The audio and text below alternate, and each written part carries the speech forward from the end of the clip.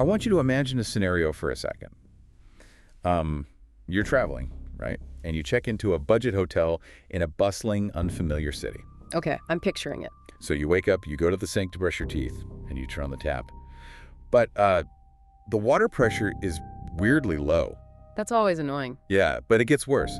When the water finally does come out, it runs this terrifying brownish-black color. Oh, gross. Right, but you take a sip anyway, maybe to rinse, and it tastes like strangely sweet. Okay, I'm stopping right there. That sounds awful. It does. But what you don't know, and what you literally couldn't possibly fathom in that moment, is that you are consuming water from a rooftop tank that is currently holding a decomposing human body. I mean, it sounds exactly like the inciting incident of a horror film, doesn't it? But it is actually the very real, visceral starting point of, well, one of the most infamous internet-breaking mysteries of the modern era. Exactly. And our mission in this deep dive into the sources today is to basically strip away all that sensationalism. We are going to conduct a professional reanalysis of this case, looking only at the undiscovered clues and the hard facts. Which is so necessary because the internet just completely warped this story. It really did. So let's lay the groundwork right away so you know exactly what we're looking at. The year is 2013.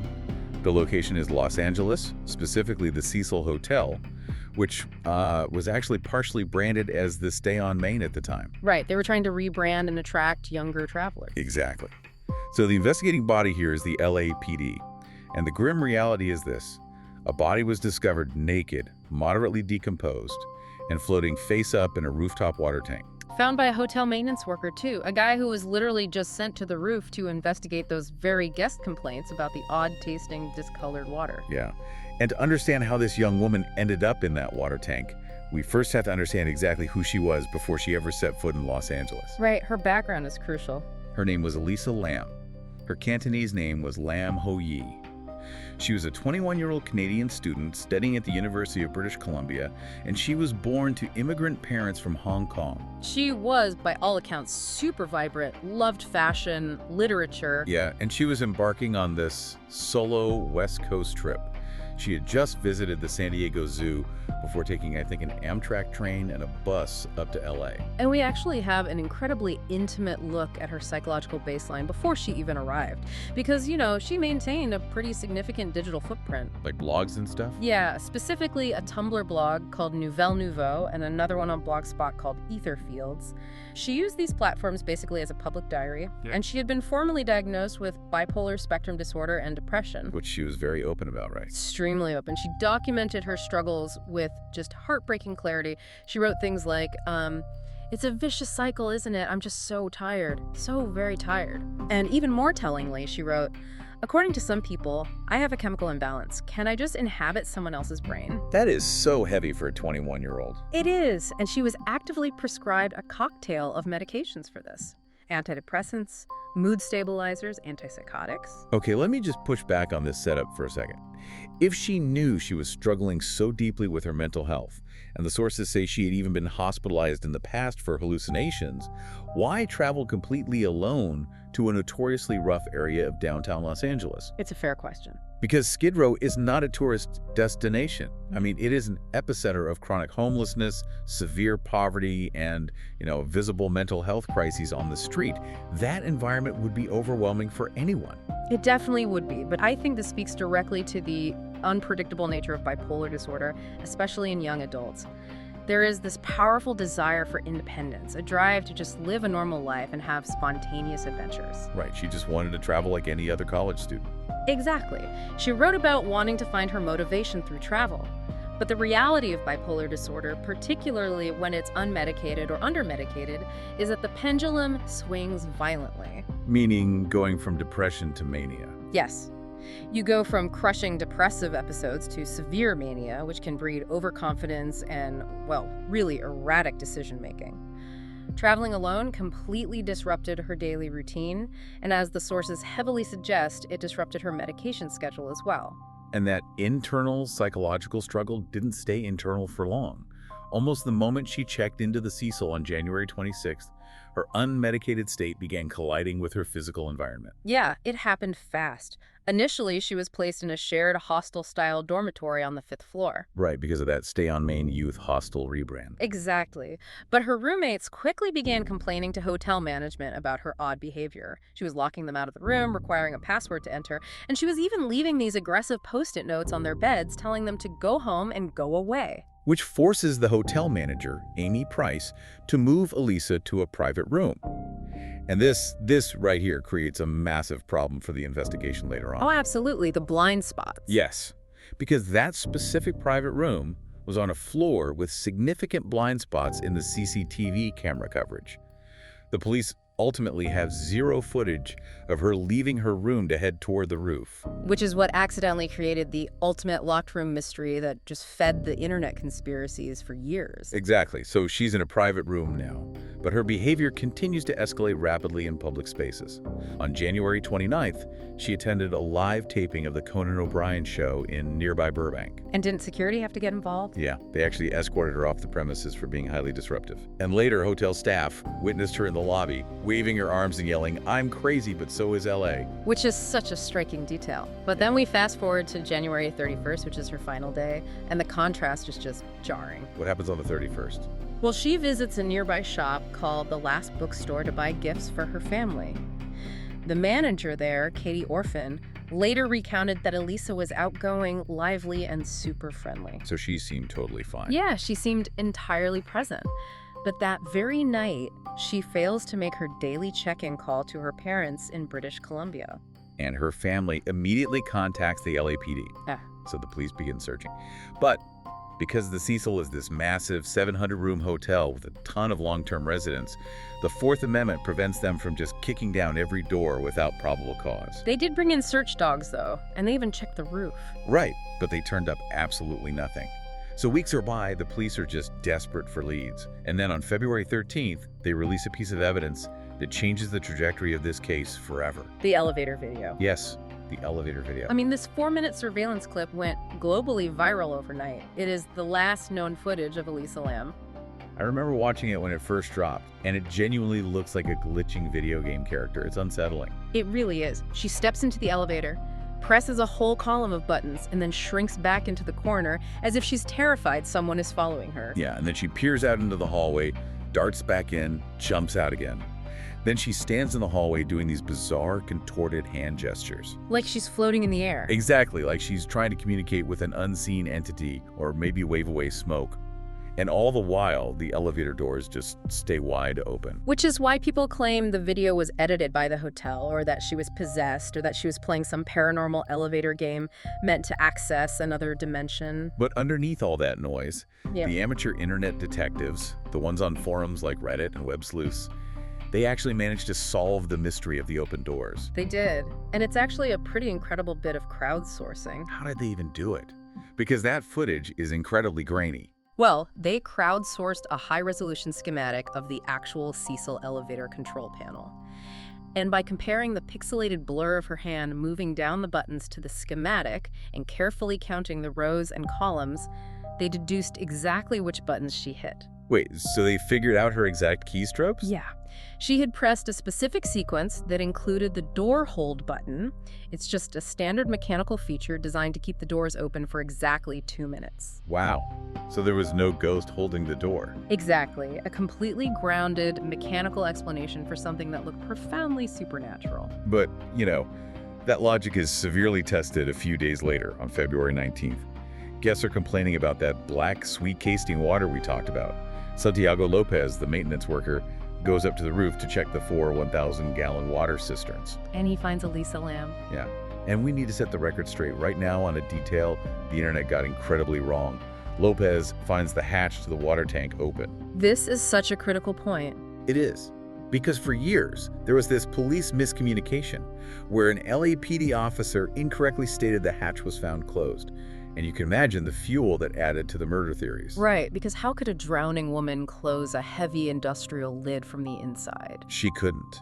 But the primary source, the man who actually found her, stated clearly that the hatch was open. So he looked in, and she was naked, floating face up. Her clothes, which were the exact ones she was wearing in the elevator video, were at the bottom of the tank alongside her watch and her room key. And the autopsy later noted that her clothing was coated in a, quote, sand-like particulate. Yeah, and I remember the internet going wild over that sand-like particulate. People were insisting it proved she was dragged through dirt on the roof before being thrown in. But I mean, come on, these are massive industrial cisterns exposed to the elements. They naturally collect sediment and mineral buildup at the bottom over time, right? Absolutely. If she's struggling in the water, her sinking clothes are naturally just going to brush against the bottom and pick up that grime. It's the most scientifically sound deduction. Right. But here's the question everyone had. How did a guest get to the roof in the first place, bypassing all the alarm doors? Well, investigations later showed you could simply open a window at the end of the 14th floor hallway. From there, you just step out onto the exterior fire escape and walk up to the roof completely undetected. Just like that. Just like that. And from the roof surface, she would have navigated a raised platform and climbed a specific cat ladder bolted to the side of the cistern to reach the top hatch. It requires physical effort, sure, but it is entirely possible for a single person to do alone. Okay, but you know how it is. Human nature abhors a vacuum. Because the police didn't immediately have answers, the public, and honestly, initially, even the LAPD suspected foul play. She didn't put herself in the tank, someone else did. Yeah. As a listener, you probably wanted there to be a culprit when you first heard this story. We all do. Our brains crave a villain with a face rather than a chaotic, senseless tragedy. It's a known psychological phenomenon. Exactly. It's called apophenia. It's our psychological tendency to connect unrelated dots and find meaningful patterns in completely random information. The internet sleuths succumbed to this entirely, and they found their villain in a Mexican death metal musician named Pablo C. Vergara. Right. He performed under the stage name Morbid. That's the one. The web sleuth basically formed a digital lynch mob. They scoured YouTube, found a video Morbid had posted from a stay at the Cecil Hotel, and noticed he used background imagery of serial killers in his music. So they just matched his dark aesthetic to the crime and declared him the killer. Exactly. But there was a huge problem with their theory. He had an ironclad alibi. Ironclad.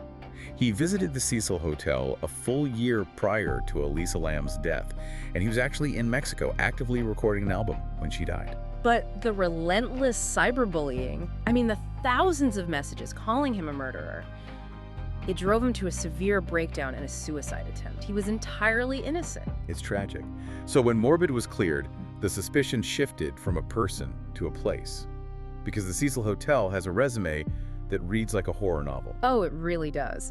The building opened in the 1920s with grand ambitions, but as the surrounding area declined into the modern-day Skid Row, the hotel just became a cheap, transient hub.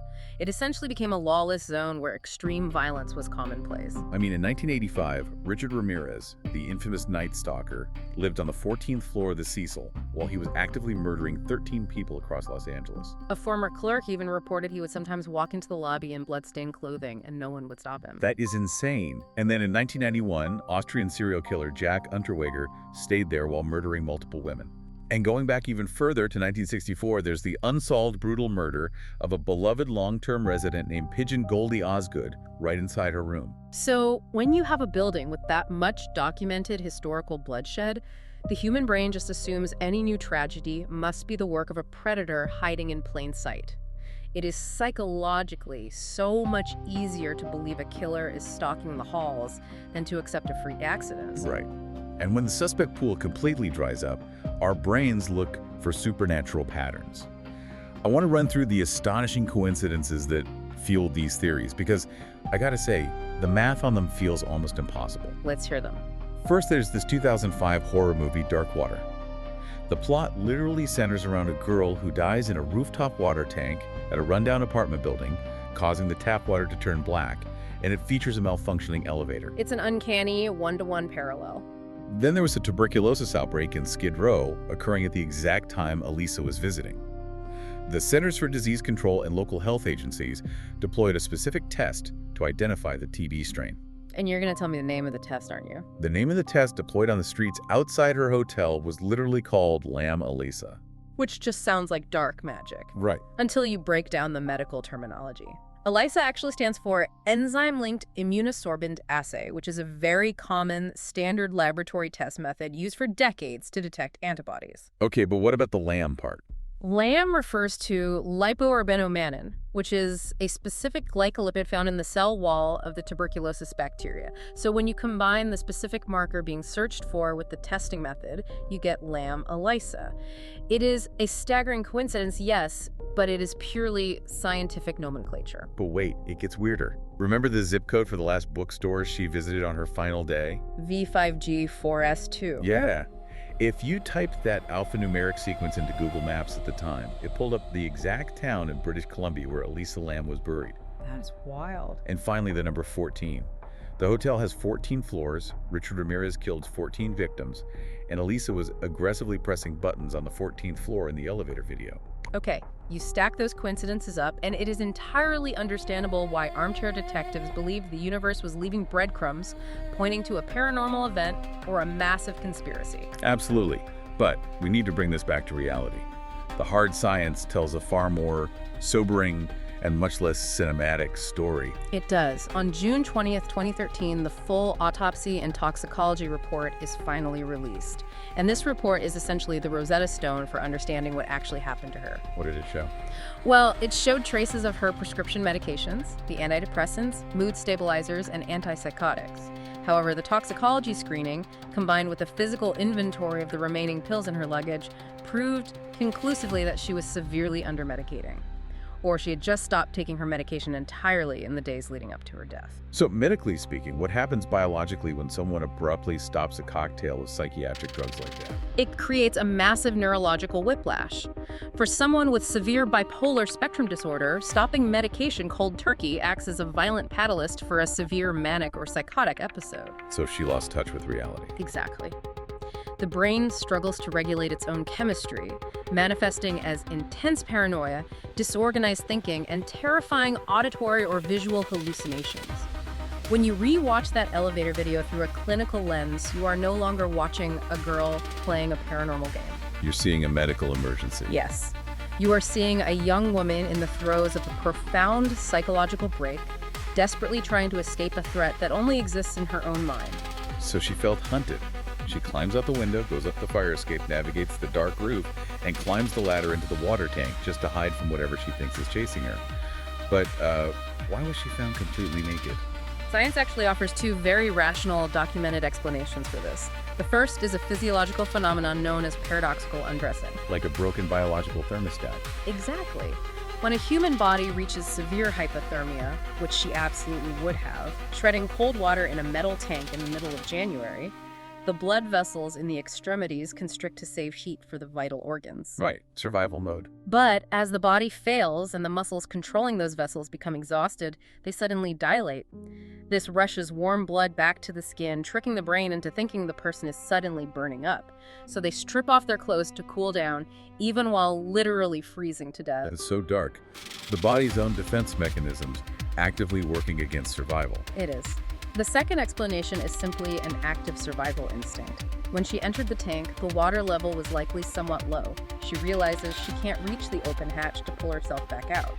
As she treads water in the dark, her clothes, a sweater, pants, shoes, they become saturated and incredibly heavy. Right, they pull you under. Exactly. The logical, desperate response to prevent drowning is to strip off those heavy layers so you can stay afloat longer. Her clothes simply sink. You piece all of this together. The neurological crash, the paranoia, the desperate attempt to hide, the agonizing struggle to survive in the water. And it paints a picture of absolute terror. It's devastating. And eventually, her parents did try to hold the hotel accountable, didn't they? They did. They filed a wrongful death lawsuit against the Cecil Hotel, arguing that the roof access and the cisterns themselves should have been better secured to prevent exactly this kind of tragedy. But the judge dismissed the case in 2015. He did. And the legal ruling hinged on the concept of foreseeability, which is actually an interesting aha moment when you look at how Kremis's liability law works. There's a massive difference between what is preventable in hindsight and what is foreseeable to a business owner. Right, they can't predict everything. Yeah, if hotels were legally required to foresee a guest prying open a hallway window, navigating an exterior fire escape, scaling a piece of industrial equipment, and throwing themselves into a water tank, hotels would have to put iron cages around every window, roof, and ladder in the world. So the judge determined the hotel could not have reasonably foreseen this hyper-specific sequence of events. The medical and legal communities officially closed the book, ruling it an accidental drowning, with bipolar disorder listed as a significant contributing factor. The law moved on, but the public never really let it go. And that, I think, is the real tragedy of Elisa Lam. The story of a vibrant, deeply loved 21-year-old woman suffering a catastrophic mental health crisis was just completely swallowed whole by ghost stories and amateur web sleuthing. Her final, terrifying moments were completely stripped of their humanity and turned into an urban legend. We basically ignored the deeply unglamorous reality of untreated mental illness because, well, we preferred the spooky mystery. Which leaves us with a final, provocative thought for you to mull over. The internet turned Elisa Lam's tragic death into a global, interactive, true crime game. People analyzed her movements frame by frame, they mapped her locations, and they destroyed the mental health of an innocent musician in the process. All for entertainment. Yeah. So in our modern digital age, when we consume these mysteries online from the comfort of our couches, where exactly is the line between crowdsourcing justice and exploiting someone's darkest final moments purely for our own entertainment? When does a real human tragedy just become content? That's a question we all need to ask ourselves. Keep that in mind the next time you turn on a tap in a strange hotel and wonder what unseen history lies just beneath the surface.